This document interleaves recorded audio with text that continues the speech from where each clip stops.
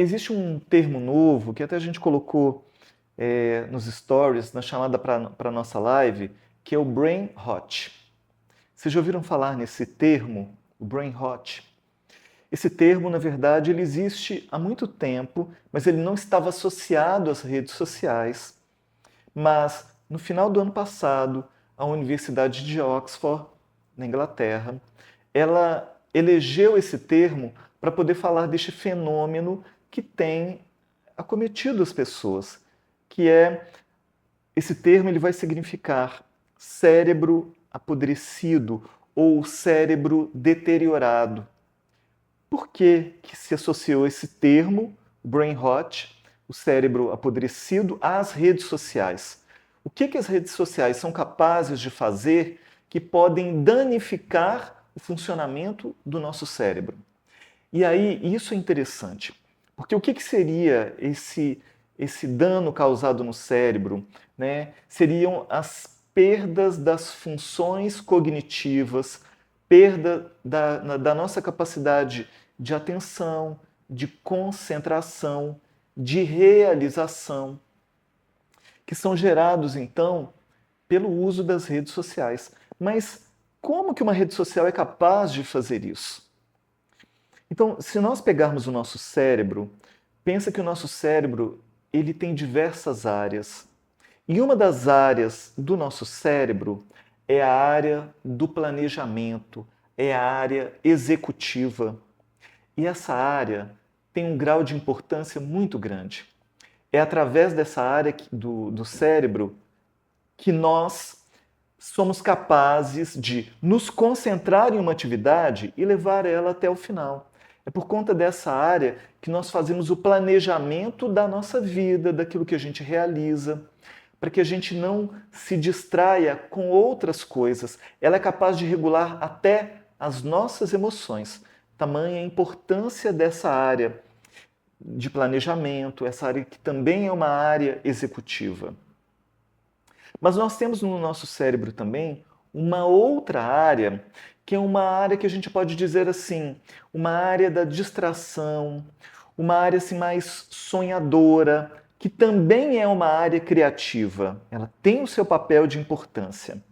Mas se a gente fica muito na área sonhadora, significa que nós iremos realizar muito pouco ou nós não iremos realizar o que a gente tem para fazer. Quando a pessoa ela está numa rede social, como por exemplo o Instagram, o TikTok, mesmo o YouTube agora, ele tem aqueles vídeos mais curtos e o objetivo é seguir aquele padrão que o TikTok desenvolveu, que é de passar rapidamente vídeos muito curtos, muito breves, sem nenhum conteúdo profundo, mas que de vez em quando vai ter algum que vai trazer uma sensação de que legal esse vídeo. E aí, isso daí tem a ver com o conhecimento do comportamento humano. Eles se utilizam muito da psicologia para poder estabelecer essas ferramentas para que as pessoas se viciem naquilo ali. E o que eles utilizaram da psicologia para fazer isso? É a área de uma recompensa que não é contínua. Ela é mais ou menos imprevisível, intermitente. Então você passa assim, por vários vídeos, vários conteúdos que não têm interesse, de vez em quando tem um que, chamou atenção. Isso daí faz com que você fique rolando na expectativa de, em algum momento, você encontrar um vídeo que te atenda, que seja interessante, que te traga uma sensação agradável.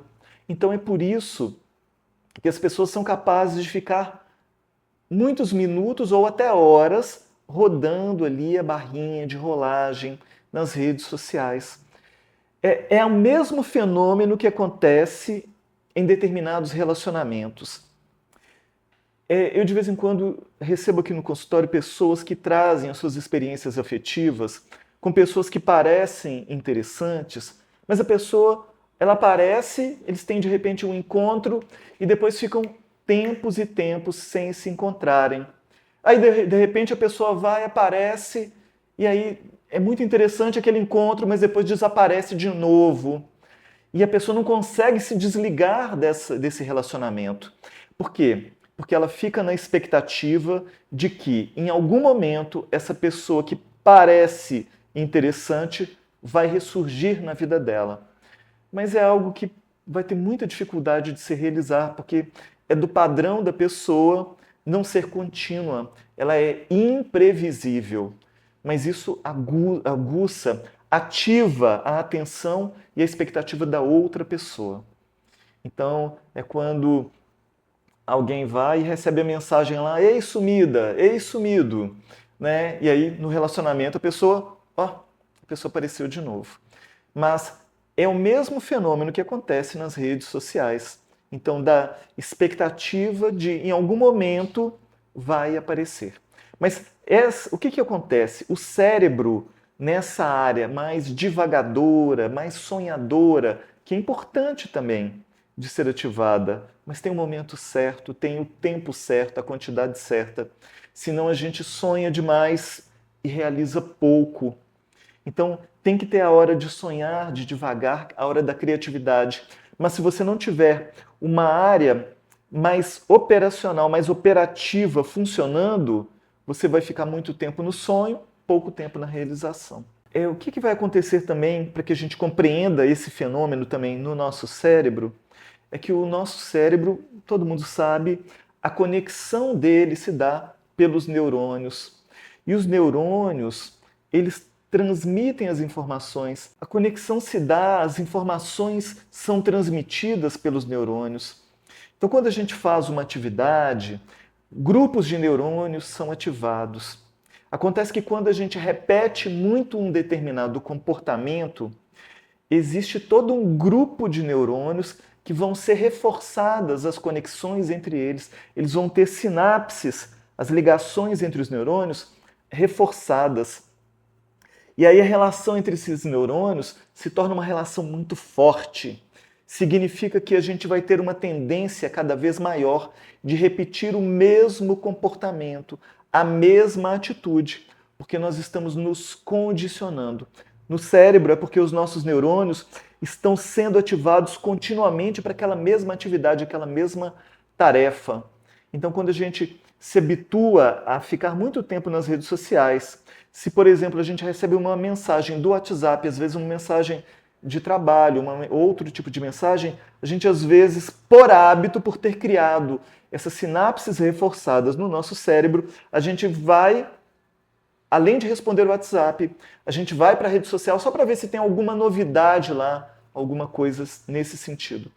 E aí a gente vai perdendo tempo, que seria um tempo produtivo, um tempo útil. Eu vou fazer para vocês uma pergunta. Ficar no celular, nas redes sociais, isso descansa o nosso cérebro? Ficar na internet descansa o nosso cérebro? Se eu estou trabalhando e de repente eu tenho 10, 15 minutos para descansar, se eu for para o celular, isso vai me descansar? O que você acha? Se eu, nos 15 minutos que eu tenho de intervalo, se eu pegar o celular, isso vai me trazer um descanso? E aí, então, eu vou falar para vocês de uma pesquisa que foi feita, que foi exatamente isso. As pessoas tinham que realizar uma tarefa longa e elas foram divididas em 3 grupos. Um grupo teve a possibilidade de descansar por 15 minutos, usando as redes sociais. Elas ficaram no telefone, nas redes sociais, na internet. O outro grupo, um segundo grupo, descansou por 15 minutos sem celular, não mexeu no celular. E o terceiro grupo não descansou, ficou direto. E aí o que acontece? Que depois eles voltaram para a tarefa. O que aconteceu? Eles voltaram, então, a fazer a tarefa e o grupo que descansou sem o celular conseguiu concluir a tarefa primeiro em relação aos outros 2 grupos. Mas o grupo que descansou utilizando o celular, ele gastou o mesmo tempo na realização da tarefa do que o grupo que não descansou de modo algum. Traduzindo, o que aconteceu? Descansar usando o celular não é descanso, porque a gente está recebendo estímulos, outras áreas do cérebro estão sendo ativadas, então o nosso cérebro ele acaba não descansando por conta disso. Então, se a gente quiser pensar em descansar, o ideal é não vá para a internet, não vá para o celular. Se dê um tempo, literalmente, de se desconectar do celular para você poder se reabastecer, se refazer. Então tá, vamos pensar o seguinte. O que a gente vai fazer então? A gente vai tirar o celular, a gente vai apagar as redes sociais? Será que é isso que é a solução? Então, vamos pensar aí dentro do que é possível, dentro do que é real, dentro do que a gente seria capaz de realizar. Vamos lá. Tirar o celular não é viável, porque o celular é uma ferramenta de trabalho, uma ferramenta de comunicação, uma ferramenta de pesquisa, uma ferramenta de entretenimento. Então, o celular, ele tem uma grande utilidade. A questão talvez seja de nós aprendermos a utilizar melhor esse instrumento que é o celular. Colocar limites no tempo do uso do celular ou das redes sociais, isso daí talvez seja uma coisa interessante. Existem aplicativos em alguns celulares que já são nativos e outros que a gente pode instalar, que eles vão limitar o tempo de uso nas redes sociais, por exemplo. Você vai definir o tempo que você vai usar e quando deu aquele tempo, ele mesmo vai bloquear o acesso e você vai se sentir barrado naquilo ali e vai parar. Porque quando nós geralmente estamos na rede social, geralmente a gente perde a noção do tempo. A área do tempo, né, no nosso cérebro, ela fica afetada. A gente perde essa capacidade de mensurar o tempo que nós estamos naquela atividade. Então, o que é ideal a gente fazer? É a gente limitar o nosso tempo de uso ou utilizar o celular de forma saudável. Limitar o tempo de uso naquilo que diz respeito ao consumo de conteúdos que não agreguem valor. Então, por exemplo, a nossa conversa com o psicólogo não é uma dancinha, não é um videozinho bobagito, digamos assim, com todo respeito que eu estou dizendo isso, que também a gente pode consumir, não tem problema. O problema é sempre o excesso. Quando a gente adquire conhecimento que pode transformar a nossa mentalidade, a nossa vida, é diferente. Aí ele está sendo um instrumento de conhecimento. E isso é muito válido. O que a gente pode fazer então? Utilize o celular para aquilo que seja mais útil. Limite o tempo para aquilo que de repente vai te tirar da produtividade, te tirar demais. Então a gente já viu aqui na nossa conversa de hoje que celular não descansa. Então repete comigo essa frase: celular não descansa. Se você quiser descansar, você vai ter que de alguma forma colocar o seu celular de lado para você fazer outras atividades. O que seria a sugestão? O que a gente pode fazer que vai ajudar a nos recompor? Vai fazer uma atividade física, vai ter uma descarga motora, vai, por exemplo, estimular, a gente não falou da área produtiva, executiva do cérebro, aquela área do cérebro que vai organizar as atividades.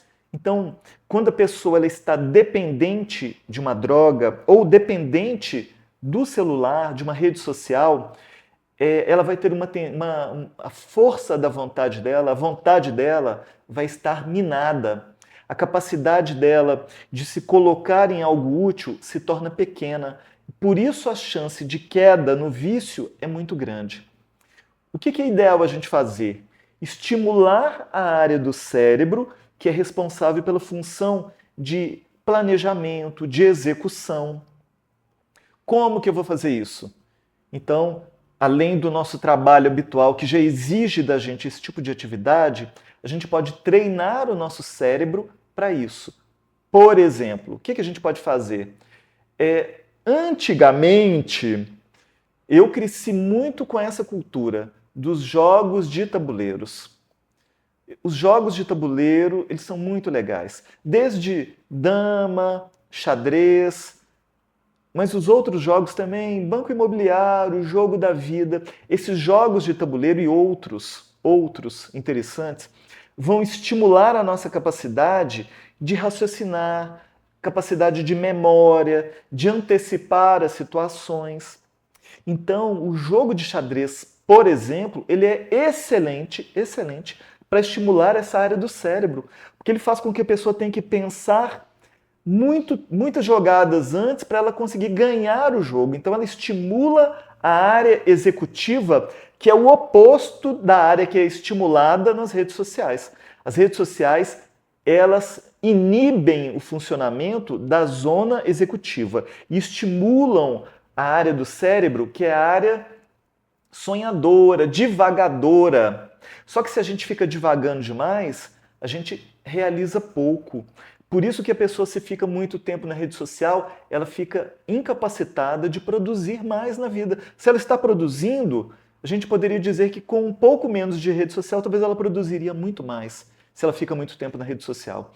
Então, vamos aprender a estimular a função executiva do cérebro, que é a nossa capacidade de atenção, concentração, de decisão.